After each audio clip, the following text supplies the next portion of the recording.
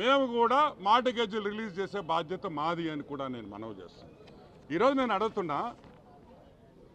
నేను అడుగుతున్నా ఇంత లేఖితనమా, ఇంత బాధ్యత లేదు ఆఫీసర్లకి అంటే మిడిల్ క్లాస్ వాళ్ళు పేదవాళ్ళు వచ్చి చిన్న చిన్న అపార్ట్మెంట్లు కొనుక్కుంటే ఇష్టం వచ్చినట్టు డీవియేషన్లు చేసి వాళ్ళ జీవితాలు నాశనం చేసేదానికి ప్రయత్నిస్తున్నారా మీ డబ్బు కోసం అని కూడా నేను అడుగుతున్నా.